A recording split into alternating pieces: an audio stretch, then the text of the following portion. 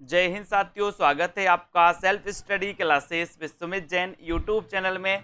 साथियों, स्टार्ट हो चुका है आज का ये सेशन। सभी लोग एक बार वीडियो को लाइक कर देंगे। और दोस्तों, जिन भी साथियों ने सेल्फ स्टडी क्लासेस का ऐप डाउनलोड नहीं किया, अभी सर्च करें सेल्फ स्टडी क्लासेस, ठीक है। और साथियों, इस पर 2020 टेस्ट सीरीज बिल्कुल फ्री चलती है, सप्ताह में 2 दिन, रविवार और गुरुवार को, ठीक है। तो आप 2020 टेस्ट सीरीज से जुड़ सकते हैं सेल्फ स्टडी क्लासेस में। आप बिल्कुल फ्री, आपको डाउनलोड करना है सेल्फ स्टडी क्लासेस ऐप और दोस्तों पढ़ना है। और एक और आपके लिए नया दोस्तों ऐप लॉन्च किया गया है केवल हिंदी साहित्य के लिए। आप हिंदी साहित्य का ये वाला ऐप आप डाउनलोड कर सकते हैं जिसमें आपको हिंदी साहित्य दोस्तों पढ़ना हो, ठीक है। तो जो भी हमारे साथी जूनियर एडिट की तैयारी कर रहे हैं, तो एडिट जूनियर सुपर टेट के लिए 20 model paper Hindi, 100 number Hindi के लिए दोस्तों 20 मॉडल पेपर लॉन्च किए गए। अब 20 मॉडल पेपर में दोस्तों आपके लिए बहुत ही इंपॉर्टेंट प्रश्नों का संकलन किया है ना, संभावित प्रश्नों का संकलन किया है। तो आप दोस्तों 20 मॉडल पेपर मात्र 350 में इसमें एडमिशन ले सकते हैं और अपने प्रैक्टिस कर सकते हैं, ठीक है। साहित्य और दोस्तों हिंदी साहित्य की डेली टेस्ट सीरीज चलती है जिसकी वैलिडिटी 1 वर्ष रखी गई है। रोज सुबह एक टेस्ट आपको मिलता है, इसमें मात्र आप 499 में दोस्तों एडमिशन ले सकते हैं और पूरा 1 वर्ष तक रोज एक टेस्ट आपको दोस्तों लगाने को मिलेगा, तो आप लगा सकते हो, ठीक है। तो स्टार्ट करते हैं दोस्तों आज का ये सेशन। हिंदी साहित्य का जो ऐप है ये लाइव हो चुका है, आप लोग इसको दोस्तों डाउनलोड कर सकते हैं, ठीक है। आज दोस्तों अपन कुछ महत्वपूर्ण प्रश्नों पर चर्चा करने वाले हैं। आज आपका पहला प्रश्न है कि भक्ति आंदोलन को ईसाइत की देन किसने माना है। जल्दी से आपको बताना है, कमेंट में लिखना है और लाइक कर देना है। भक्ति आंदोलन को ईसाइत की देन किसने माना है, ये आपको चयन करना है। चयन करिए, सभी साथी चयन करेंगे। भक्ति आंदोलन को ईसाइत की देन मानने वाले जो विद्वान हैं वो विद्वान कौन है, कौन बताएगा सबसे पहले। और सबसे पहले बताया है कि सर ईसाइत की जो देन माना है वो माना है किसने, ग्रियर्सन ने। किसने माना है, ग्रियर्सन। यानी आपका 1 नंबर जो है वो बिल्कुल सही हो जाएगा, ये नंबर आपका राइट आंसर हो जाएगा। सभी लोगों ने बताया है, कमल जी, राणा जी, योगेंद्र जी, बहुत बढ़िया। भक्ति काव्य को भारतीय चिंतन धारा का दोस्तों स्वाभाविक विकास किसने माना है। बहुत बढ़िया प्रश्न। प्रश्न क्रमांक 2 का आंसर आपको चयन करना है। भक्ति काव्य को भारतीय चिंतन धारा का स्वाभाविक विकास किसने माना है। सभी से बनेगा, बताइए क्या हो जाएगा आपका राइट आंसर। भक्ति काव्य को भारतीय चिंतन धारा का स्वाभाविक विकास किसने माना है, प्रश्न क्रमांक 2 का आंसर। और 2 में आपका उत्तर हो जाएगा हजारी प्रसाद द्विवेदी। यानी कि आपका जो बी नंबर है वो बिल्कुल सही है, बी नंबर आपका राइट आंसर है। पराजय के बाद व्यक्ति अपनी आध्यात्मिक श्रेष्ठता प्रदर्शित करना चाहता है, यही मनोवृत्ति भक्ति आंदोलन का स्रोत है। यह कथन किसका है, प्रश्न क्रमांक 3 में आपको बताना है। पराजय के बाद व्यक्ति अपनी आध्यात्मिक श्रेष्ठता प्रदर्शित करना चाहता है, यही मनोवृत्ति भक्ति आंदोलन का स्रोत है, ये कथन किसका है। प्रश्न क्रमांक 3 में आपको बताना है। राइट आंसर आपका क्या हो जाएगा, 3 का बताएं। और एक बार वीडियो को लाइक करके अपने मित्रों तक शेयर जरूर कर दें साथियों। इतने अच्छे क्वेश्चन जो आपके लिए बहुत ही इंपॉर्टेंट हो सकते हैं। पराजय के बाद व्यक्ति अपनी आध्यात्मिक श्रेष्ठता प्रदर्शित करना चाहता है, ये कथन आपको बताना है। ये कथन है किसका, और बहुत सारे लोगों ने बता दिया सी, लेकिन इसका सही उत्तर है बाबू गुलाब राय। क्या है इसका सही उत्तर, बाबू गुलाब राय। यानी कि आपका जो बी नंबर है दोस्तों, बी नंबर आपका यहां पर सही हो जाएगा, ठीक है। बहुत बढ़िया, दिल से हजली, बहुत बढ़िया आंसर, बी नंबर जिन्होंने बताया राइट आंसर। भक्ति काल को हिंदी साहित्य का स्वर्ण युग किसने कहा है। आपको दोस्तों विकल्प अनुसार उत्तर बताना है। स्वर्ण काल और स्वर्ण युग में मतभेद नहीं करना यहां पर, है ना। ये क्वेश्चन जैसा पूछा गया है, इसमें आप क्या उत्तर लगाओगे, बताइए। प्रश्न क्रमांक 4 का आंसर। तो स्वर्ण काल और स्वर्ण युग यहां पर मतभेद करना है दोस्तों, बिल्कुल सही है। यहां पर स्वर्ण युग किसने कहा और स्वर्ण काल किसने कहा, ऐसा अगर क्वेश्चन आता है तो आपको मतभेद करना है स्वर्ण काल और स्वर्ण युग में। तो बताइए यहां पर राइट आंसर क्या हो जाएगा आपका। दोनों ऑप्शन है आपके पास, एक तो गिरियर्सन भी दिया आपके पास और एक डॉक्टर श्याम सुंदर दास भी दिया है। देखते हैं कौन कौन सही उत्तर बता रहा है, बताइए। और बहुत सारे लोगों ने बिल्कुल सही आंसर बताया है कि सर स्वर्ण काल कहा था किसने? गिरियर्सन ने। लेकिन स्वर्ण युग जो कहा था वो श्याम सुंदर दास ने कहा था। अगर इस प्रकार का क्वेश्चन आए तो आपको सी नंबर लगाना है, ठीक है। अगर यहां पर स्वर्ण युग की जगह अगर काल होता तो आप जॉर्ज गिरियर्सन लगाते, ठीक है। जॉर्ज गिरियर्सन बोले काल के सामने गिरे, गिरे तो गिरियर्सन, है ना। तो काल कहा किसने? जॉर्ज गिरियर्सन ने। युग कहा किसने? श्याम सुंदर दास ने। यहां पर आपका उत्तर सी नंबर बिल्कुल सही हो जाएगा, ठीक है। हिंदी साहित्य के इतिहास में नामकरण की दृष्टि से कौन सा काल सबसे कम विवादास्पद रहा है? विवादास्पद सबसे कम कौन सा काल रहा है? प्रश्न क्रमांक 5 में सभी साथी ऐप को डाउनलोड कर लें। ऐप की लिंक नीचे दी है दोस्तों। और जिन भी साथियों को दोस्तों क्या करना है, ओपी चिंपा जी, बिल्कुल बहुत बढ़िया। हिंदी साहित्य के इतिहास में नामकरण की दृष्टि से कौन सा काल सबसे कम विवादास्पद रहा है, ये आपको बताना है प्रश्न क्रमांक 5 में।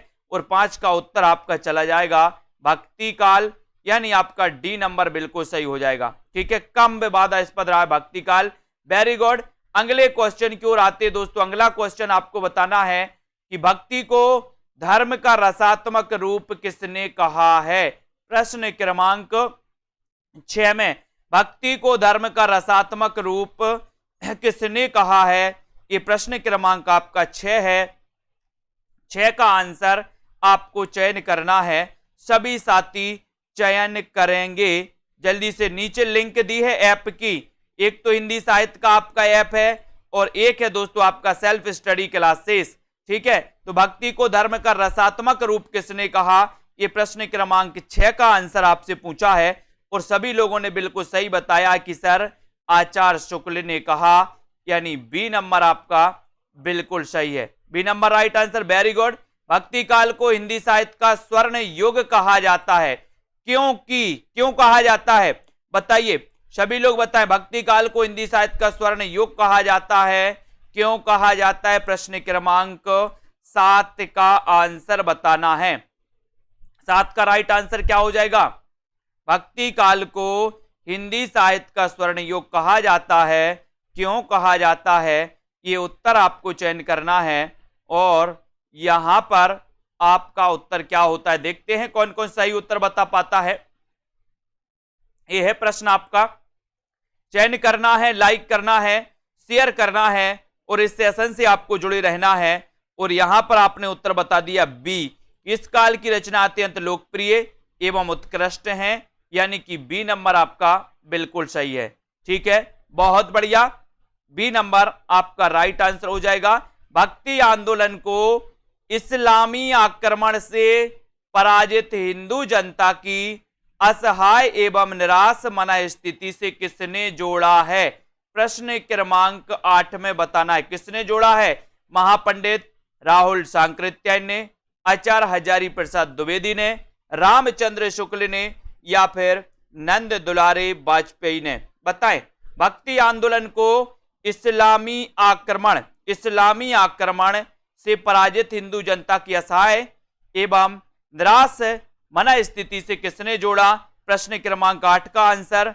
और आप लोगों का आंसर बिल्कुल सही आ रहा है कि सर इसमें अगर टिक लगाओगे तो आप रामचंद्र शुक्ल लगा देना, सी नंबर लगा देना, जो कि आपका बिल्कुल सही है। वेरी गुड, बहुत बढ़िया। यहां पर आ जाते हैं, भक्ति द्रविड़ उपजी लाए रामानंद, ये किसने कहा है? ये आपको बताना है। बताइए चिंपा जी, प्रश्न क्रमांक 9 आरपीएससी आ रहा है क्या चिंपा जी?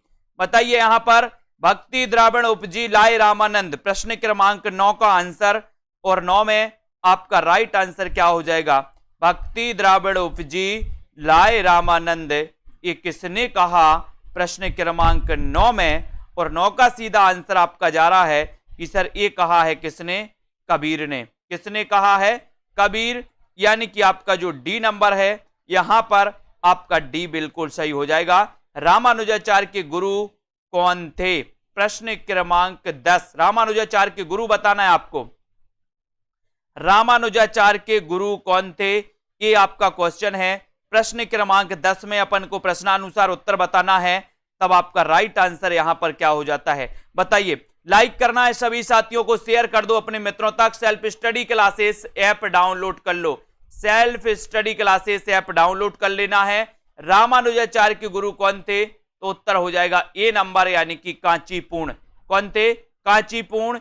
ए नंबर जिन्होंने बताया राइट आंसर। किसके भक्ति परक गीतों का संकलन अभंग के नाम से जाना जाता है? बताएं, किसके भक्ति परक गीतों का संकलन अभंग के नाम से जाना जाता है? ये प्रश्न क्रमांक आपका 11 है, तो आपको बताना है उत्तर क्या हो जाएगा 11 नंबर का। राइट आंसर बताना है लक्ष्मी जी, और अभंग के नाम से जाना जाता है वो है दोस्तों कौन? नामदेव। 1 नंबर नामदेव बिल्कुल सही हो जाएगा। ठीक है, बहुत बढ़िया, नामदेव आपका राइट आंसर। हिंदी भक्ति काव्य का शुभारंभ किसकी रचनाओं में माना गया है? किसकी रचना? भक्ति काव्य का शुभारंभ किसकी रचनाओं से माना गया? बताएं। अपन ने पढ़ा था दोस्तों कि कबीर के पहले रैदास और नामदेव आते। नामदेव का जन्म बताइए, कब हुआ था नामदेव का? फटाक से बताना है, और प्रश्न क्रमांक 12 में आपको चयन करना है। और 12 का आंसर है कि भक्ति काव्य का जो शुभारंभ है वो किसकी रचनाओं से माना जाता है? तो बहुत सारे लोग कबीर बता रहे, सूरदास बता रहे, तुलसी बता रहे, लेकिन यहां पर आपका उत्तर हो जाएगा नामदेव, यानी बी नंबर आपका बिल्कुल सही है। जिन्होंने भी बी बताया है, नामदेव का जन्म कब हुआ, आपको कमेंट में लिखना है। बताइए कब हुआ? नामदेव को अपन ने पढ़ा कि इनकी भक्ति परक गीतों का संकलन अभंग के नाम से जाना जाता है ना। और भक्ति काव्य का शुभारंभ किसकी रचनाओं से माना गया? तो नामदेव की। ठीक है, बहुत बढ़िया। दिव्य प्रबंधम काव्य संकलन है दोस्तों, तो बताइए किसका है दिव्य प्रबंधम? सभी लोग बताएंगे। प्रश्न क्रमांक 13। जब दोस्तों आपसे क्रमबद्ध पूछा जाता है तो आपको पता होनी चाहिए कि सर पहले नामदेव, रैदास और फिर बाद में आते हैं कबीर, है ना। प्रश्न क्रमांक 13 का आंसर और 13 का आपका उत्तर हो जाएगा कि सर ये आलबार भक्तों का काव्य संकलन है दिव्य प्रबंधम। ठीक है, बहुत बढ़िया, ये सी नंबर आपका सही हो जाएगा। लेकिन आपको बताना है कि आलबार भक्तों की संख्या कितनी है, आलबार भक्तों की संख्या कितनी है। और आलबार भक्तों में एक दोस्तों कौन थी? महिला संत भी थी, उनका नाम क्या था वो भी आपको बताना है। बताइए आलबार भक्तों के बारे में। ये दिव्य प्रबंधम काव्य संकलन है आलबार भक्तों का, इनकी संख्या आपको बतानी है। आलबार का शाब्दिक अर्थ भी आपको चयन करना है। प्रश्न क्रमांक 14 में राइट आंसर आपको बताना है, शेयर करना है सभी मित्रों को। आलबार का शाब्दिक अर्थ क्या होता है? प्रश्न क्रमांक आपका 14 है, और 14 में आपका सीधा सीधा उत्तर जा रहा है कि सर आलबार शब्द का जो शाब्दिक अर्थ होता है वो होता है मग्न होना। क्या होता है? मग्न होना, यानी आपका डी नंबर बिल्कुल सही है। डी नंबर सही, वेरी गुड। निर्गुण एवं सगुण दोनों प्रकार की भक्ति का मुख्य लक्षण क्या है? बताइए। आपको पता है भक्ति काल को 2 काव्य धाराओं में बांटा गया था, एक तो निर्गुण और दूसरा सगुण। फिर निर्गुण को भी 2 में बांटा गया और सगुण को भी 2 में बांटा गया। ठीक है, इसी प्रकार निर्गुण एवं सगुण दोनों प्रकार की भक्ति का जो मुख्य लक्षण है वो मुख्य लक्षण आपको चयन करना है। प्रश्न क्रमांक 15 में self study classes app download कर लो, और हिंदी साहित्य के ऐप की नीचे लिंक दी है, तो लिंक से आप जुड़ सकते हो। जिन भी साथियों को डेली प्रैक्टिस सेट लगाना है, डेली प्रैक्टिस करना है, उनके लिए कोर्स लॉन्च किया गया डेली प्रैक्टिस का, तो आप डेली प्रैक्टिस कर सकते हैं दोस्तों। 499 में 365 दिन रोज एक टेस्ट आपको मिलेगा। ठीक है, यहां पर प्रश्न क्रमांक आपका 15 है, और 15 है भगवत विषयक रति एवं अनन्यता, यानी कि आपका जो ए नंबर है वो बिल्कुल सही है। ये सगुण निर्गुण दोनों प्रकार की भक्ति का क्या है? मुख्य लक्षण है। ठीक है, नम्मालवार के गीतों का सबसे पहले संपादन किसने किया? नम्मालवार के गीतों का सबसे पहले संपादन किसने किया? बताइए। लोकेश जी, संत एकनाथ ने, नाथ मुनि ने, ज्ञानेश्वर ने, या फिर नामदेव ने? नम्मालवार के गीतों का सबसे पहले संपादन किसने किया? ये प्रश्न क्रमांक 16 का आंसर आपको चयन करना है। और दोस्तों यहां पर नम्मालवार यानी कि जो बी नंबर है, ये बी नंबर आपका सही हो जाएगा। ठीक है, ये नाथ मुनि ने किया है। ठीक है, बहुत बढ़िया। आलवार गायकों की संख्या क्या थी? आलवार गायकों की संख्या कितनी थी? तो आपने पहले ही बता दिया कि सर आलवार भक्तों की संख्या थी 12 है। बिल्कुल सही है। 12 का आंकड़ा मैंने आपको कभी बताया है कि सर साकेत में सर्ग 12। ठीक है, और दोस्तों भारत भारती का रचना काल क्या है आपको बताना है, और आलवार भक्तों की संख्या कितनी? 12। ठीक है, और दोस्तों रामानंद के शिष्यों की संख्या भी कितनी? 12। ठीक है, ये भी अपन को याद कर लेना। अब आपको बताना है भारत भारती का रचना काल क्या है। जल्दी से बताइए, भारत भारती मैत्री शरण गुप्त की आरबार महिरा संत का नाम क्या है? तो सभी को पता है कि सर आंडाल है। बिल्कुल सही आंसर, डी नंबर। ठीक है, नेक्स्ट है रामानुजाचार्य ने किसकी उपासना पर जोर दिया? प्रश्न क्रमांक 19 का आंसर आपको चयन करना है। प्रश्न क्रमांक 19 में आपको बताना है राइट आंसर आपका क्या है। बहुत बढ़िया प्रश्न है कि रामानुजाचार्य ने किसकी उपासना पर जोर दिया। आपने देखा होगा दोस्तों, यहां पर दो मत सगुण काव्यधारा में दो मत प्रकट होते हैं, एक तो सगुण और एक निर्गुण। सॉरी, एक तो राम भक्ति शाखा और दूसरी कृष्ण भक्ति शाखा। दोनों ही शाखाएं दोस्तों क्या मानती हैं? विष्णु का अवतार मानती हैं। राम भक्ति शाखा राम को विष्णु का अवतार मानते हैं और कृष्ण भक्ति शाखा वाले कृष्ण को विष्णु का अवतार मानते हैं। ठीक है, तो रामानुजाचार्य ने किसकी उपासना पर जोर दिया? तो उत्तर हो जाएगा विष्णु की, यानी कि आपका ए नंबर बिल्कुल सही है। ठीक है, अवधूत किसे कहते हैं? अवधूत किसे कहते? प्रश्न क्रमांक 20 का आंसर बताना है। अवधूत किसे कहते? अरुण राजपूत जी प्रश्न क्रमांक 20 में राइट करना है। शेयर कर देना अपने मित्रों को, मध्वाचार्य के अनुयायियों को, निम्बार्क के बैरागियों को, रामानंद के बैरागियों को, या फिर चैतन्य के सन्यासियों को। यानी कि 20 नंबर है और 20 में आपको चयन करना है। और आपका उत्तर है कि सर अवधूत पूछा है आपने, तो ये कहा जाता है, किसे कहा जाता है 20 में? अनिल कुमार जी बहुत बढ़िया आंसर, रामानंद के बैरागियों को, यानी आपका सी नंबर बिल्कुल सही है। बहुत बढ़िया आंसर, वेरी गुड, अच्छे से आंसर बता रहे हैं आप लोग, मजा आ रहा है दोस्तों। रामानंद ने नारायण और लक्ष्मी के स्थान पर किसकी उपासना पर जोर दिया? बताइए, रामानंद ने नारायण और लक्ष्मी के स्थान पर किसकी उपासना पर जोर दिया? जब हम भक्ति काल पढ़ रहे हैं तो भक्ति काल में भक्ति ही होगी। ठीक है, प्रश्न क्रमांक 21 है आपका। 21 में आपको चयन करना है कि रामानंद ने नारायण और लक्ष्मी के स्थान पर किसकी उपासना पर जोर दिया। प्रश्न क्रमांक आपका 21 है और 21 में आपका सीधा आंसर जा रहा है कि सर सीताराम की उपासना पर, यानी सी आपका सीताराम बिल्कुल सही है। सीताराम आपका राइट आंसर है।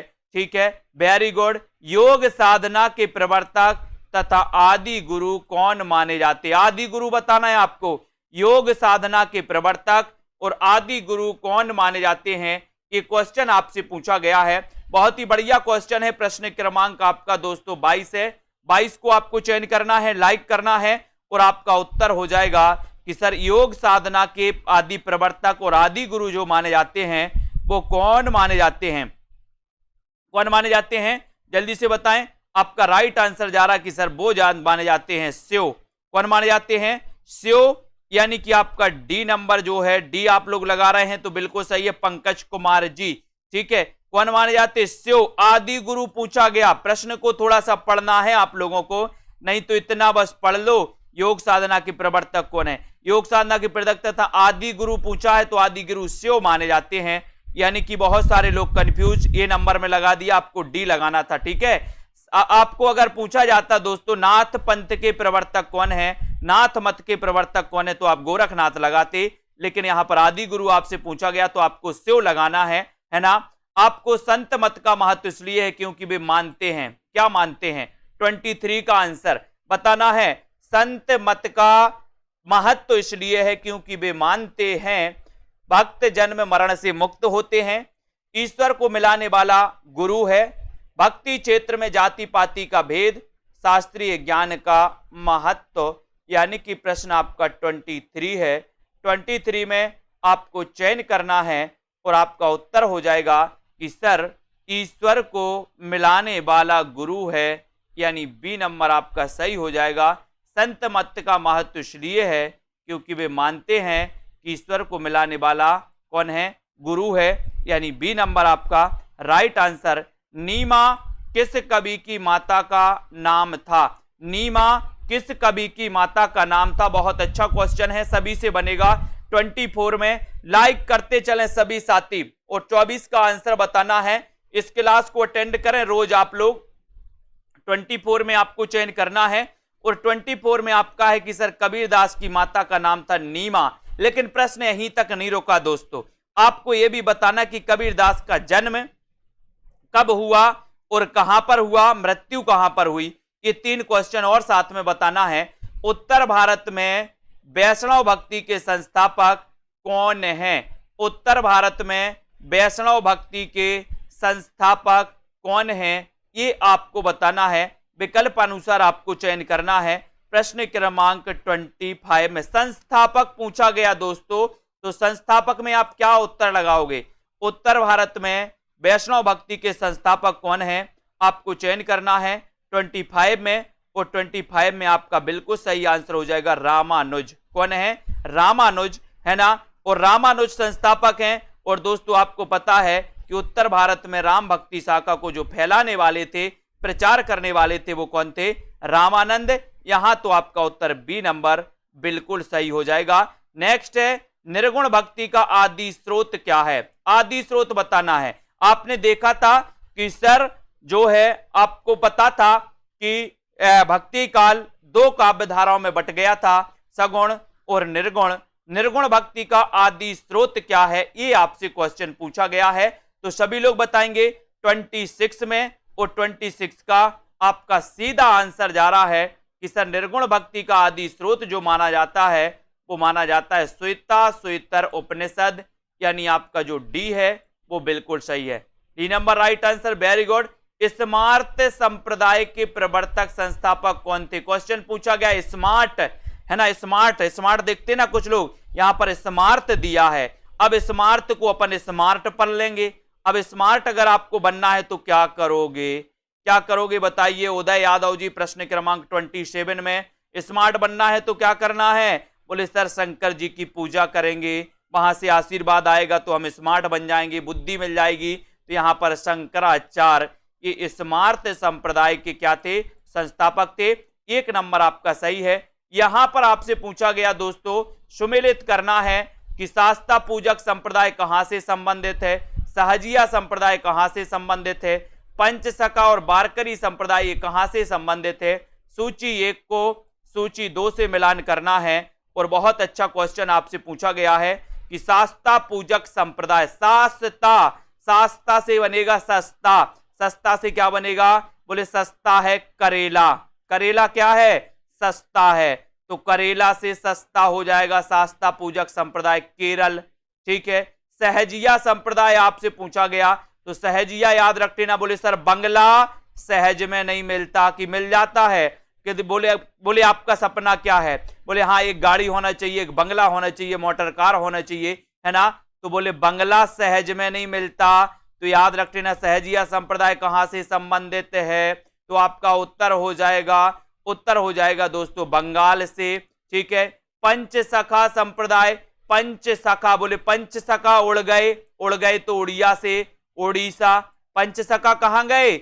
उड़ गए। जब आप पर विपत्ति आती है, जब आपके 5 सखा होते हैं, जब आप विपत्ति में होते हो तो 5 सखा उड़ जाते हैं, गायब हो जाते हैं, ठीक है। वारकरी संप्रदाय, ये वारकरी संप्रदाय महाराष्ट्र, बोले महाराष्ट्र वार करता है, ठीक है। तो इसको याद रख लेना। शास्ता पूजक संप्रदाय केरल से, सहजिया संप्रदाय बंगाल से, पंचसखा उड़ गए तो उड़ीसा से, वारकरी संप्रदाय महाराष्ट्र से। इनको याद कर लेना। निर्गुण काव्य धारा को ज्ञानाश्रयी और प्रेमाश्रयी 2 भागों में विभाजित करने वाले विद्वान कौन है? ज्ञानाश्रयी और प्रेमाश्रयी। बताइए 29 का आंसर बताना है। 29 में आपका राइट आंसर क्या हो जाएगा? लाइक करते हुए अपने मित्रों तक शेयर करिए, और दोस्तों बने रहिए, ऐसी ही अनेकों ट्रिक आपको मैं बताऊंगा। निर्गुण काव्य धारा को ज्ञानाश्रयी और प्रेमाश्रयी 2 भागों में विभाजित करने वाले जो विद्वान हैं, वो विद्वान कौन है? बताएं। बहुत अच्छा क्वेश्चन है। ज्ञानाश्रयी मैंने आपको बढ़ाया है कई बार। 29 का आंसर बताना है। और आपको पता है कि सर ये निर्गुण काव्य धारा को जो ज्ञानाश्रयी शाखा और प्रेमाश्रयी शाखा में बांटा है, वो बांटा है किसने? रामचंद्र शुक्ल ने। डी नंबर आपका बिल्कुल सही है। ठीक है, अब आपको यहां पर बताना कि साधना के क्षेत्र में जो ब्रह्मा है, साहित्य के क्षेत्र में वही रहस्यवाद है, ये बताना है कि ये किसने कहा। प्रश्न अच्छे से पढ़ लो। साधना के क्षेत्र में जो ब्रह्मा है, साहित्य के क्षेत्र में वही रहस्यवाद है, ये कथन किसका है? ये कथन आपको बताना है। ये 4 विकल्प हैं आपके, है ना, आपको चयन करना है। कथन किसका है? आचार्य शुक्ल का, आचार्य हजारी प्रसाद द्विवेदी का, कुरैशी जी, महापंडित राहुल सांकृत्यायन का, या फिर पद्मलाल पुन्नालाल बख्शी का। और आपको पता है कि ये आपका उत्तर हो जाएगा कि सर ये कथन है अपने रामचंद्र शुक्ल का। ये नंबर आपका बिल्कुल सही है। ये नंबर राइट आंसर। विष्णु का सर्वप्रथम उल्लेख कहां मिलता है? बहुत बढ़िया प्रश्न है। विष्णु का सबसे पहले उल्लेख कहां मिलता है? और कृष्ण का भी बता देना, कृष्ण का सबसे पहले उल्लेख कहां मिलता है, वो भी आपको बताना है। प्रश्न क्रमांक 31 है। अच्छा क्वेश्चन आया है। यजुर्वेद में, अथर्ववेद में, ऋग्वेद में, या फिर सामवेद में। 31 का आंसर और आपका सीधा आंसर कहां जा रहा है, देखते हैं कौन कौन सफल होता है इस प्रश्न को बताने में।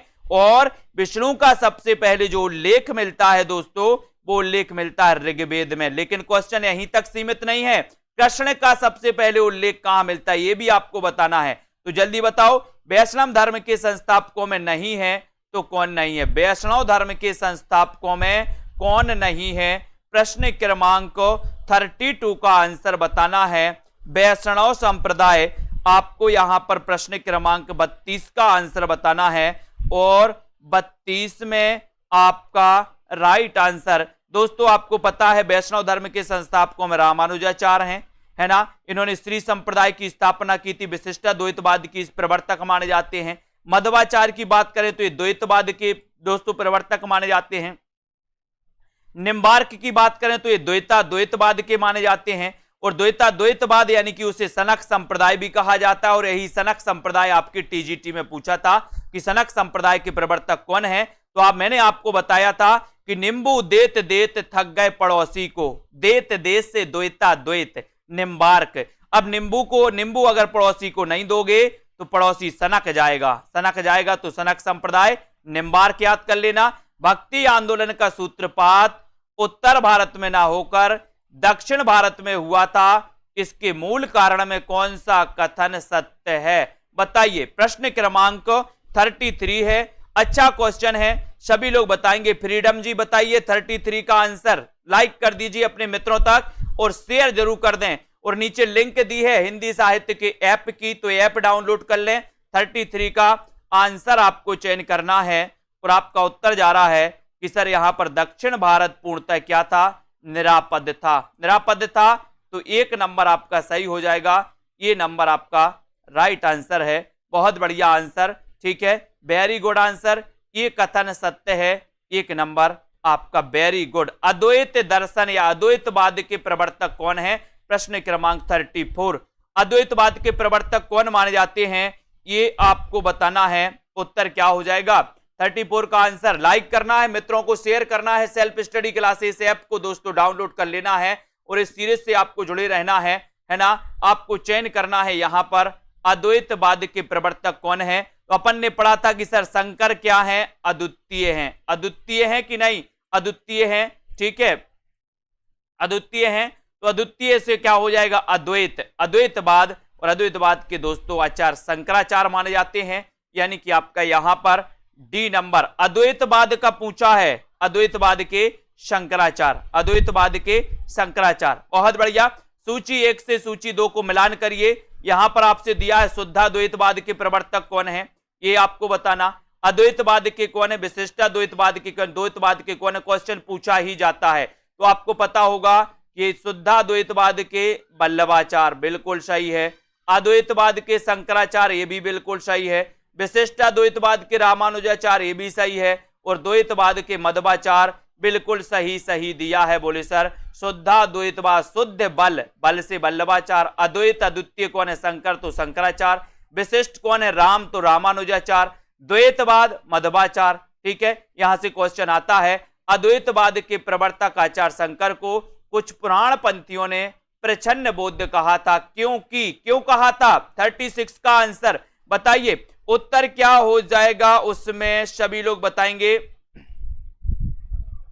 प्रश्न क्रमांक 36 का आंसर, अद्वैतवाद के प्रवर्तक आचार्य शंकर को कुछ पुराण पंथियों ने प्रच्छन्न बौद्ध कहा था, क्यों कहा था? ये क्वेश्चन आपको बताना है। 36 का आंसर आपको चयन करना है और बहुत ही बढ़िया है दोस्तों, बताएं 36 का आंसर और लाइक करना है, अपने मित्रों तक शेयर कर देना है दोस्तों। और जिन भी साथियों को एडेड जूनियर का मॉडल पेपर हिंदी नंबर 100 का मॉडल पेपर प्रैक्टिस करना है, वो 350 में सेल्फ स्टडी क्लासेस में आप मॉडल पेपर में एडमिशन ले सकते हैं। और यहां पर 36 का आंसर है, तो यहां पर आपका डी नंबर सही है कि बौद्ध धर्म में सभी मनुष्य समान हैं। शंकराचार्य ने इसी का अनुकरण किया था, यानी कि आपका जो डी नंबर है वो बिल्कुल सही है। ठीक है, अद्वैतवाद के अनुसार बताइए जीव और ब्रह्मा एक हैं क्या? संसार सत्य है। 37 का आंसर आपको चयन करना है और 2 विकल्पों में से ही आप उत्तर बता सकते हो। अद्वैतवाद यानी कि प्रवर्तक शंकराचार्य। अब अद्वैतवाद के अनुसार क्या सही है?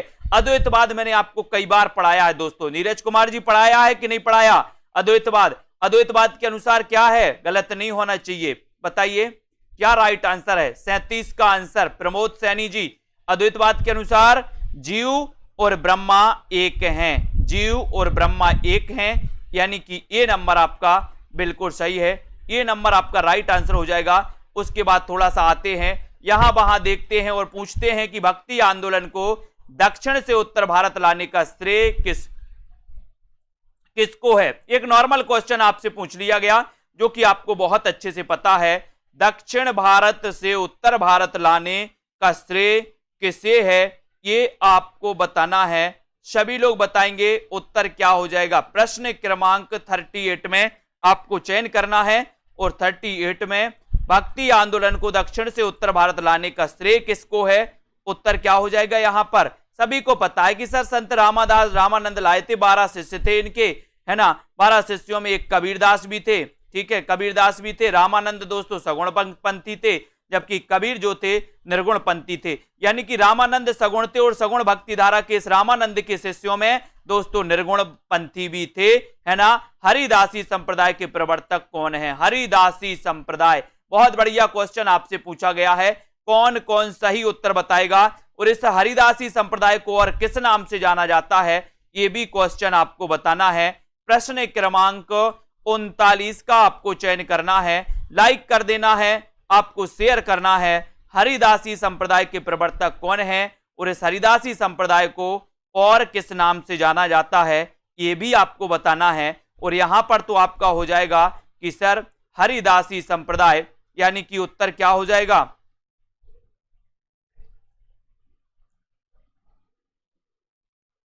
सभी लोग बताएंगे।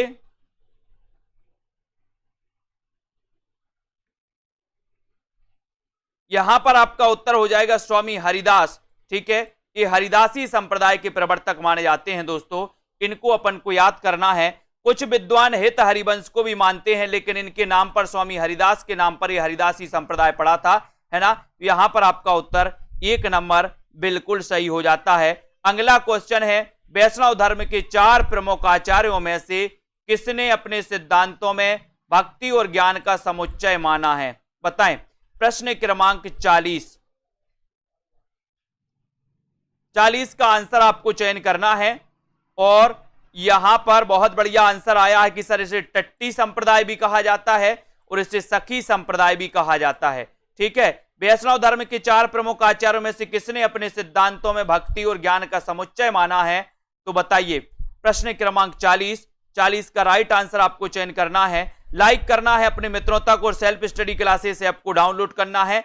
यहां पर तो आपका रामानुज बिल्कुल सही हो जाएगा। रामानुजाचार्य जो कि श्री संप्रदाय के प्रवर्तक हैं, अद्वैतवाद के प्रवर्तक हैं। रामानुजाचार्य की परंपरा में भी रामानंद हुए दोस्तों, है ना। और रामानंद के बाद तुलसी कबीर आदि बहुत सारे हुए हैं। तो ये आपका 1 नंबर आपको याद रखना, रामानुज। भक्ति और ज्ञान की पृष्ठभूमि में रामावत संप्रदाय का प्रवर्तन किसने किया? ये रामावत संप्रदाय आपको पता है, बहुत अच्छे से आप जानते हो रामावत संप्रदाय को। सभी लोग बताएंगे और एक बार लाइक करके शेयर जरूर कर दीजिए सभी साथी। मजा आ रहा हो आपको अगर, तो 41 में आपको रामावत संप्रदाय पूछा गया और रामावत में आपने बता दिया कि सर बी नंबर लगा दो, रामानंद लगा दो, कोई हर्जा नहीं है। वारकरी संप्रदाय पूछा गया, इसके प्रवर्तक कौन है? वारकरी संप्रदाय पूछा गया, इसके प्रवर्तक कौन है? यहां पर आपको विकल्प अनुसार उत्तर लगाना है दोस्तों। 42 का आंसर विकल्प अनुसार आपका सही उत्तर क्या हो जाएगा?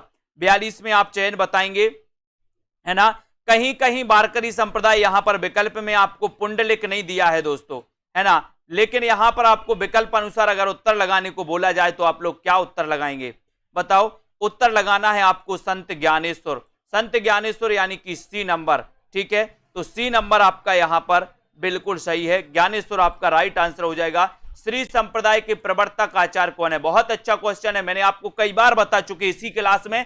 तो बताइए श्री संप्रदाय के प्रवर्तक आचार्य कौन है? लाइक करना है, शेयर करना है, लगे रहना है दोस्तों, प्रैक्टिस करने के लिए, प्रैक्टिस करने के लिए लगे रहना है। और self study classes app download कर लेना, आगे आने वाले आरपीएससी एग्जाम, है ना, और दोस्तों master cadre exam, HP TET, H TET आदि एग्जामों के लिए हिंदी साहित्य का सर्वश्रेष्ठ सेल्फ स्टडी क्लासेस, जब तक तोड़ेंगे नहीं तब तक छोड़ेंगे नहीं, है ना। तो श्री संप्रदाय के प्रवर्तक रामानुजाचार्य कहां गए? ए हैं, B number Ramanujacharya, very good, B right answer, very good. Rudra संप्रदाय पूछा गया, रुद्र, तो रुद्र संप्रदाय के प्रवर्तक कौन है? अच्छा क्वेश्चन है, रुद्र संप्रदाय पूछा भी जाता है दोस्तों, और रुद्र संप्रदाय के प्रवर्तक कौन माने जाते हैं, इसका आपको चयन करना है। मध्वाचार्य, निम्बार्क, विष्णु स्वामी या फिर रामानुज, यानी कि 44 का आंसर। और 44 में बिल्कुल सही आंसर आ रहा है कि सर अगर आप रुद्र संप्रदाय पूछोगे तो टिक भी लगा देना Vishnu Swami, Vishnu Swami, C number right answer, very good, C number. जंबनाथ ने अपने मत का प्रचार करने के लिए किस संप्रदाय की स्थापना की? 45 बताएं। जंबनाथ ने अपने मत का प्रचार करने के लिए किस संप्रदाय की स्थापना की? ये 45वां प्रश्न है, लाइक कर देना है एक बार, और 45 में आपको चयन करना है। और सीधा आंसर जा रहा है कि सर विश्व में जंभ जाओ, बिश्नोई संप्रदाय, बिश्नोई संप्रदाय के प्रवर्तक कौन है? जंभनाथ। विश्व में जंभ जाओ, जंभ जाओ, तो जंभ से जंभनाथ और बिश्नोई से डी नंबर, इनको याद करोगे। अनंतानंद, कबीर, सुखा, सुरसुरा, पद्मावती, नरहरि, पीपा, भावानंद, रैदास, धन्ना सेन, सुरसरी और घरहरि, है ना, ये रामानंद के शिष्यों की यह सूची किस काव्य ग्रंथ में है? ये सूची किस काव्य ग्रंथ में है?